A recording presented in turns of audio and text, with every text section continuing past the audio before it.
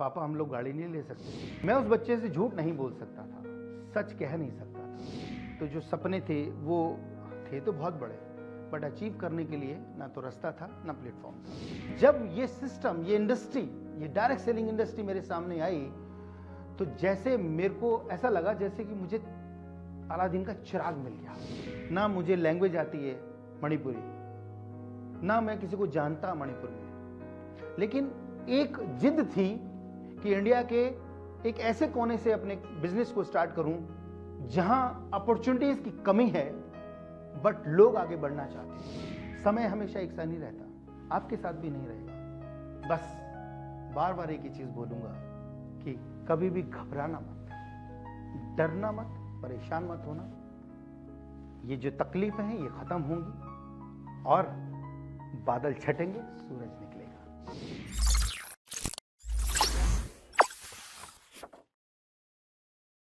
Fame talk, ये direct selling है मेरी जान। आज डायरेक्ट सेलिंग नाउ चैनल के ऊपर मैं संजय सिंह राजपूत आपके सामने। दोस्तों, सबसे पहले मैं आपको बता देता हूं कि मैं कोई हाई फाई घर से नहीं हूं, मैं बहुत ही एक मिडिल क्लास फैमिली से हूं। कह सकते हैं कि जहां पैसे को दांत से दबा के चला जाता है। मैं एक गवर्नमेंट स्कूल से पढ़ा हुआ हूं, कोई कॉन्वेंट स्कूल का नहीं पढ़ा हुआ। जब मैंने पढ़ाई लिखाई करी थी तो जो सपने थे वो थे तो बहुत बड़े, बट अचीव करने के लिए ना तो रास्ता था ना प्लेटफॉर्म था। जब मैं जॉब कर रहा था और उस वक्त मेरे को ये लग रहा था कि समझ नहीं आ रहा था कि मैं किस दिशा में जाऊं, तो मैंने ट्रेडिशनल बिजनेस करने की भी सोची, क्योंकि मैं देखता था कि बिजनेसमैन लोग ही सक्सेसफुल हैं, वही गाड़ियों में चलते हैं और वही सफल हैं। तो मैं भी यही सोचता था कि मैं भी बिजनेस करता हूं, लेकिन मुझको नहीं मालूम था कि उसका इम्पैक्ट क्या पड़ेगा, मार्केट कैसे रिएक्ट करेगी, मुझे नहीं मालूम था। सो मैंने उसको स्टार्ट किया और मैंने अलग अलग जगह पे स्टॉल्स भी लगाए, लोगों के पास गया, अपने प्रोडक्ट दिखाए, सब कुछ किया, लोगों ने ऑर्डर भी दिए। लेकिन मैंने मार्केट से एक चीज़ सीखी कि लोग आपको ऑर्डर दे के आपसे सामान तो ले लेते हैं, लेकिन रिटर्न में जो आपको पैसा उससे वापस देना होता है, वो दुकानदार वो पैसा वापस नहीं देता। वो आपसे और ऑर्डर देता है, और माल मांगता है, और थोड़ा पैसा देता है, फिर और प्रोडक्ट आपसे मांगता है। और इस तरीके से मैं दलदल में धंसता चला गया। दोस्तों, कहने का मतलब है कि जो मैंने कमाया था, जो मैंने मार्केट से पैसा लिया, जो बैंक से लोन लिया, वो सब मैं दब गया उसमें, परेशान हो गया, कर्जे में डूब गया। इन बिटवीन किसी ने मेरे को कहा कि होलसेल मसालों का काम कर लो। मेरे को आज बताते हुए बड़ा वो लग रहा है कि मैंने घाट घाट का पानी पी लिया। मैंने एक सेकेंड हैंड थ्री व्हीलर खरीदा, तो मैंने एक वो लड़का रखा कि वो मार्केटिंग भी कर ले और दुकानों पे वो मसाले भी दे दे, और क्या नाम, मेरे को शाम को लाके उसकी detailing they they. But market है, थपेड़े मारता है। तो वो जो लड़का था वो मेरे साथ चीट किया और मेरा बहुत नुकसान हुआ। मुझे हर तरीके की चीटिंग उसने करी, मेरे को नहीं मालूम था कि ऐसा भी हो सकता था। तो अल्टीमेटली मैं और कर्जे में डूब गया। मेरे को किसी तरीके से फिर वो थ्री व्हीलर भी बेचना पड़ा और मैं फिर और परेशान हो गया। एक दिन का समय है जब मैं टू व्हीलर पे अपने बेटे को लेके कहीं जा रहा था और सामने से पीली ततैया, आप जानते ही हैं, जो डंक मारती है, वो आई और मेरे बेटे को बहुत ज़बरदस्त तरीके से उसने डंक मारा, क्योंकि वो स्कूटर के बिल्कुल आगे खड़ा था। दोस्तों, वो मेरा बच्चा जो है बिलबिला गया, परेशान हो गया, रोने लगा कि क्या हो गया। मैं उतरा, देखा और वो ततैया चिपकी हुई थी, उसको हटाया और उसको घर लेके गया। जो कर सकता था किया, लेकिन उसका दर्द कम नहीं हुआ। डॉक्टर के पास लेके गया, डॉक्टर ने उसको दवाई दी, इंजेक्शन दिया, लेकिन वो कंट्रोल नहीं हुआ। अल्टीमेटली सुबह मॉर्निंग में वो उसका चेहरा जो आधा सूजा हुआ था। मैं उसको देख के डर गया। मैंने कहा यार ये क्या हो गया। अब वो दर्द में कराह रहा था और मॉर्निंग का टाइम था दोस्तों, और उसने मेरे से बड़े प्यार से चीज़ पूछी कि पापा हम लोग गाड़ी नहीं ले सकते। दोस्तों, आज भी मेरा हाथ पैर हिल जाते हैं, कांप जाता हूँ ये बात बोलते हुए कि मैं उस बच्चे से झूठ नहीं बोल सकता था, सच कह नहीं सकता था। मैं ये नहीं कह सकता था कि हम नहीं ले सकते, मैं झूठ बोल नहीं सकता था कि हाँ जी हम ले लेंगे। दोस्तों, मैं बाहर चला गया, रोड पे घूमता रहा, 1 घंटे 2 घंटे घूमता रहा और परेशान होता रहा कि मैं कर क्या रहा हूँ, मेरी लाइफ के साथ हो क्या रहा है। ये सपने मेरे सपने ही रह जाएंगे क्या। मैं बच्चों को कभी अच्छा घर, अच्छी गाड़ी कभी अच्छा कभी कुछ नहीं दे पाऊंगा। दोस्तों वो दिन बड़ा मुश्किल से गुजरा, बहुत परेशान था। लेकिन जब ये सिस्टम, ये इंडस्ट्री, ये डायरेक्ट सेलिंग इंडस्ट्री मेरे सामने आई तो जैसे मेरे को ऐसा लगा जैसे कि मुझे अलादीन का चिराग मिल गया हो। मैंने सक्सेसफुल होके पैसा जमा करके फिर मैंने गाड़ी ली और उस गाड़ी को दिखाया कि हाँ मैंने गाड़ी ली, उसको दिखा के मैंने काम किया। और एक टाइम ऐसा भी आया कि सफलता की सीढ़ियां चढ़ते चढ़ते जब मैंने अपना पहला घर लिया और घर लेके फिर मैंने पार्टी करी, लोगों को बुलाया, लीडर्स को बुलाया, अपने रिश्तेदारों को बुलाया, जो ये कहते थे, जो मेरे रिश्तेदार वो ये कहते थे ये कुछ नहीं कर सकता, इससे कुछ नहीं होगा, ये गलत चीज कर रहा है, कहाँ पढ़ाई लिखाई करी, कहाँ सॉफ्टवेयर इंजीनियर, कहाँ ये इस जोड़ा जाड़ी के चक्कर में लग गया है, कहाँ जमीन से उठा और कहाँ तक पहुंचा। ये मेरी एक एक स्टेप जर्नी है। मैंने अपना नेटवर्किंग ऐसी स्टेट से भी स्टार्ट करी जिसको हम बोलते हैं नॉर्थ ईस्ट। नॉर्थ ईस्ट यानी कि इम्फाल, मणिपुर। सोच भी नहीं सकता कोई इंसान वहां जाने की।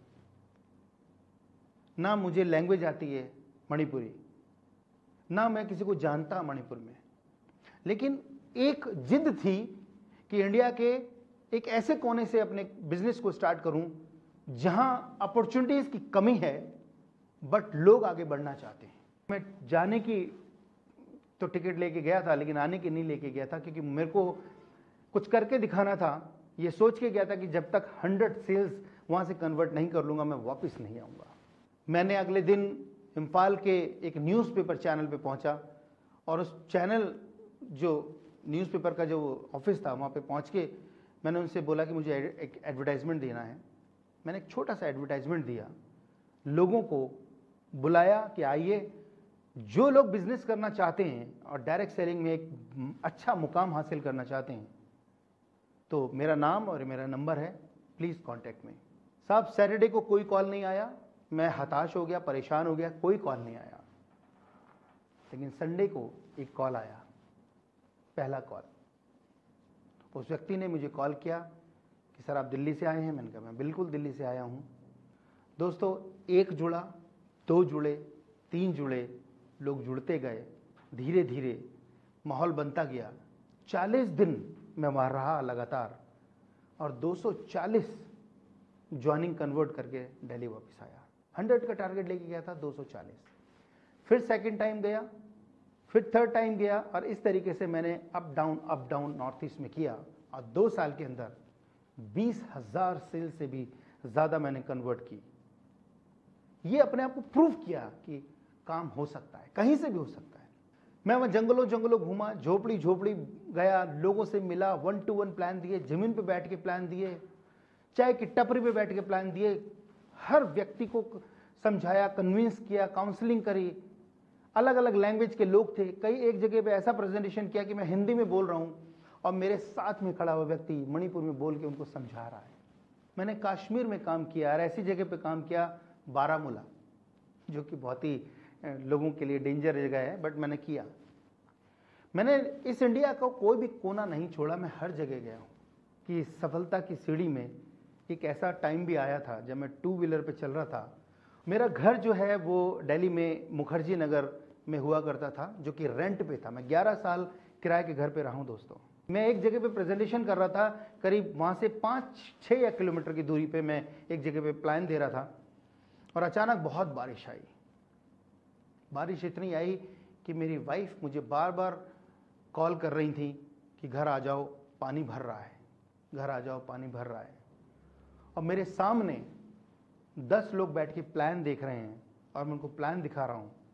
बीच बीच में उनको कॉल उठा के उनको कह रहा हूँ कि अभी मैं थोड़ी देर में आता हूँ, मैं थोड़ी देर में आता हूँ, पर मैं प्लान कंटिन्यू कर रहा हूँ। लोगों से बातचीत करके जब मैं हटा हूँ और बाहर मैं जब निकल के देखता हूँ तो मेरा जो 2 व्हीलर है वो पानी में आधे से भी ज़्यादा डूब चुका था। मैंने वाइफ को कॉल किया, मैंने कहा मैं नहीं आ पा रहा हूँ क्योंकि मेरा स्कूटर डूब गया पानी में। तो मेरी वाइफ ने मेरे को कहा कि आपका स्कूटर डूबा है, यहाँ घर का सारा सामान डूब गया है।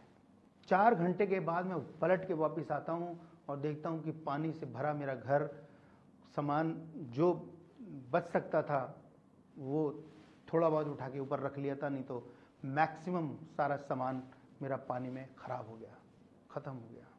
पैसे एक तो जेब में नहीं, आगे बढ़ने की कोशिश कर रहे हैं, समय पीछे खींच रहा है। धीरे धीरे फिर से सामान जुटाया, जो खराब हो गया उसको बाहर फेंका, कुछ थोड़े सामान के साथ जीने की कोशिश करी और धीरे धीरे धीरे धीरे अपने आप को फिर सेटल डाउन किया। आप बिलीव करें दोस्तों कि जब आप लाइफ में चलते हैं ना, आगे बढ़ते हैं, तो बहुत सारी तकलीफें, बहुत सारी दिक्कतें, बहुत सारे लोग, डायलॉग, उल्टे सीधी बातें बहुत आएंगी, आई। परेशान नहीं होना है।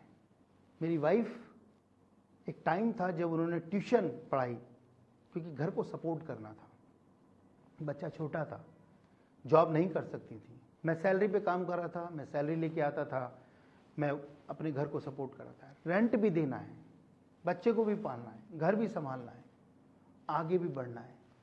मैं अपनी वाइफ को सिर्फ एक ही कमिटमेंट हमेशा ये करता था कि चिंता मत करना, मैं हूं ना। ये जो दिन है, बस जो तुम मुझे सपोर्ट कर रही हो, ये मैं दोबारा नहीं आने दूंगा।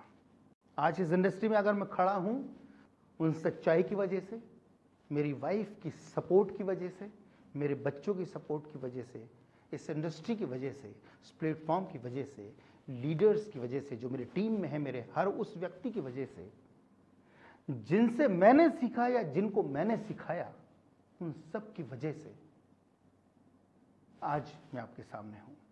समय हमेशा एक सा नहीं रहता, आपके साथ भी नहीं रहेगा। बस बार बार एक ही चीज बोलूंगा कि कभी भी घबराना मत, डरना मत, परेशान मत होना। ये जो तकलीफें हैं ये खत्म होंगी और बादल छटेंगे, सूरज निकलेगा। तो दोस्तों, वो 15 जुलाई 1997 मैंने कदम रखा इस इंडस्ट्री के अंदर, और आपको जान के हैरानी होगी कि तब से लेके आज तक मैंने कभी भी 1 मिनट और 1 सेकंड भी इस इंडस्ट्री से कभी अपना पैर पीछे नहीं हटाया, ना सोच पीछे हटाई, ना मैं कभी सोच भी नहीं सकता कि इस इंडस्ट्री के बगैर मैं हूं। कहां पायलट, कहां सॉफ्टवेयर इंजीनियर, और कहां डायरेक्ट सेलर, और फिर मार्केटिंग ट्रेनर। ये सारी की सारी चीजें स्टेप बाय स्टेप अपने आप होती चली गई और मुझे पता भी नहीं लगा। कोई भी स्कूल, कोई भी कॉलेज कम्युनिकेशन स्किल्स नहीं सिखाता, ये इंडस्ट्री वो सिखाती है। लोगों से कैसे बात करना सिखाती है, लोगों से कैसे मिलना है, कैसे रिलेशन बिल्ड करने हैं, ये सिखाती है साहब। और आप बिलीव करें कि मेरा पहले 1 साल और 2 साल सिर्फ सीखने में निकला। मैंने उतना अर्न नहीं किया जितना मैं सोच के आया था, या इसके बारे में बताया जाता है कि डायरेक्ट सेलिंग एक ऐसी इंडस्ट्री है जहां बहुत पैसा है। हाँ, पैसा है, बहुत पैसा है, कोई मना नहीं कर रहा। लेकिन ऐसा नहीं कि आपने कदम रखा और बस बरसात हो जाएगी, ऐसा नहीं है। उसके लिए आपको लर्न करना पड़ेगा, सीखना पड़ेगा साहब। वो सारी की सारी चीज़ों को समझा, एनालाइज किया, फिर अपने तरीके से अपनी कुछ प्रेजेंटेशंस तैयार करी, और फिर उसके बाद मैं इस मार्केट के अंदर उतरा, लोगों से मिलता गया, टीम बनती गई और कारवां बढ़ता गया। और ये सच्चाई है दोस्तों। बहुत लोग ऐसा सोचते हैं कि रातों रात अमीर बना जा सकता है। नहीं दोस्तों, रातों रात कोई अमीर नहीं बनता, मैं भी नहीं बना। जब आप इस इंडस्ट्री में आते हैं और ये सोचते हैं कि मैं टीम फटाफट बना लूं और इनसे जितनी जल्दी हो सके पैसा कमा लूं, वहीं आप फेल हो जाते हैं। इस इंडस्ट्री में आने के बाद पैसा कमाने की मत सोचिए, लोग कमाने की सोचिए, क्योंकि जब तक आप लोग नहीं कमाएंगे, जब तक आप पैसा नहीं कमा सकते। ये इंडस्ट्री पैसा बहुत देती है, जादू की तरह, लेकिन आबरा का डाबरा गिली गिली छू नहीं है कि छड़ी घुमाई और पैसा आ गया। कोई अलादीन का चिराग नहीं है साहब डायरेक्ट सेलिंग। कोई भी व्यक्ति, कोई भी कंपनी, कोई भी लीडर, अगर वो आपको किसी भी तरीके का लालच देते हैं, ओवर कमिटमेंट करते हैं, आपको रातों रात अमीर बनने के झांसे देते हैं, अचानक आपको दिखाते हैं कि आप ये ऐसा हो जाओगे, वैसा हो जाओगे, मर्सिडीज आ जाएगी और ये हो जाएगा, मतलब आपको आसमान में उड़ा देते हैं। ऐसे लोगों से दूर रहना है प्लीज। आप जिम्मेदार लोग हैं, जितने भी आज इस इंडस्ट्री के अंदर सफल लोग हैं, सफल लीडर्स हैं, सफल कंपनीज हैं, डायरेक्टर्स हैं, मेरा मैसेज आप सब लोगों को यही है कि प्लीज इस इंडस्ट्री, ये पवित्र, मतलब ये बहुत ही सच्ची इंडस्ट्री है, पवित्र इंडस्ट्री है, इसको खराब मत कीजिए।